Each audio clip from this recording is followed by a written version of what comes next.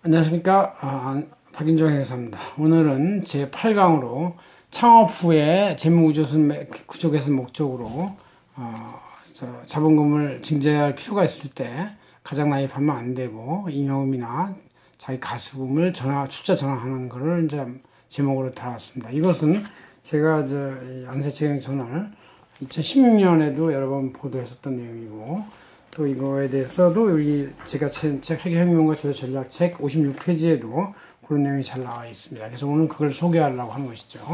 자, 창업해서 초기 2, 3년 동안 이제 잘 고생을 해가지고 어려운 시기를 극복하면 이제 점차 매출도 증가하고 수익도 증가하게 되어 있습니다. 그래서 추가로 이런 이제 원재료도 사야 되고 설비 투자도 해야 될 때 은행을 방문해서 차입금을 빌리려는 이제 시도를 하게 되죠.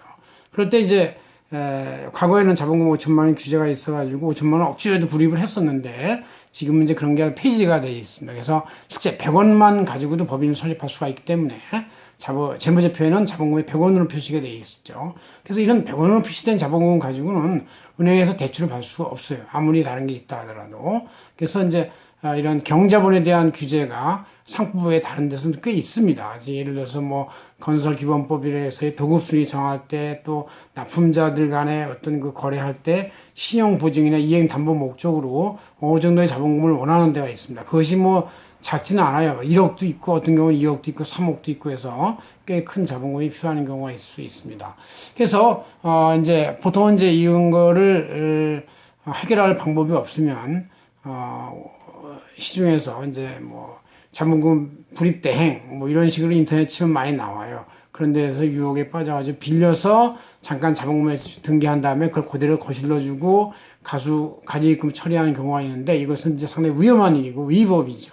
그래서 이렇게 하지 말고 자신의 재무 상태표를 잘 살펴보면은 해답이 나옵니다. 항상 해답은 등잔 밑에 없다고, 바로 등잔 밑에 있는 경우도 있는 것이죠. 그래서 이거를 보면은, 자, 우리 재무상태표에서 이렇게 보면 이제 여기 뒤에 글이 났는데, 자, 내가 이제 일을 하면서 이렇게 비품이나 컴퓨터 같은 거, 인테리어 이런 거를 위해서 자기가 받아가야 되면 3천만 원이 있다고 치고, 그동안 직원들 임금이나 연구개발을 위해서 이렇게 가수금으로 3천만 원 집어넣었다고 치고, 또 2, 3년 동안 아무래도 자기가 월급을 많이 받아가지 않으면 2년간 잉여금이 4천만 원, 1년에 2천만 원밖에 안 되니까 자기가 월급을 낮추면 이제 충분히 가능한 일이죠. 근데 실제 이렇게 재무상태표의 오른쪽 그 대변에 1억 정도가 있죠. 4천, 3천, 3천 더하면 1억. 근데 진짜 자본금은 100원밖에 없는 거예요. 이걸 보고 어떻게 누가 은행에서 빌려주겠어요.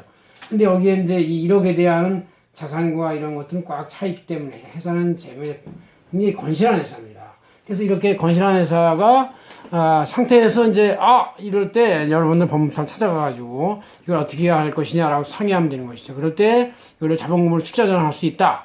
이것이 바로 이제 가수금을 현물 출자하는 것이고, 잉여금은 무상증자가 되는 것이에요. 그래서 이제 한꺼번에 증자 등기를 하면 되는데, 이럴 때 재무제표에 대한 확인이 필요해요. 이럴 때는 이제 회계법인에서 회계사들이 재무제표에 대해서 이렇게 한번 실사를 하고 나서 이렇게 가수금이 있는지 미주금이 있는지 잉여금이 있는지를 이제 이렇게 장부와 계정을 대조해 보고, 또 이런 실물을 확인해 보면 나올 수 있습니다. 그래서 회계감사 보고서가 첨부되고 법무사 그거를 등기하면은 바로 이제 자본금 1억으로 등재가 돼서 불입자본금이 되는 것이죠. 그래서 불입자본금이 되고 왼쪽에는 이와 같은 자산이 그대로 자리 잡으니까 충분히 은행에 가서 이제 추가 1억 대출을 받을 수가 있는 것이죠.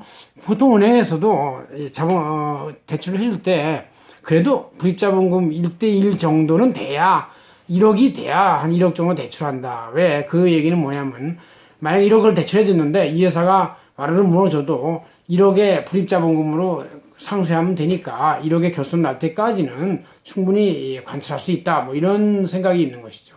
그래서 이와 같이 해서 우리는 제대로 합법적으로 이걸 성립을 해야 되지 불법을 할 수는 없다 그런 얘기고. 자, 그래서 그 내용에 보면 이렇게 제가 이 자본금에 대해서, 이게 이제 우리 저널 내용에 나와 있는 얘기죠.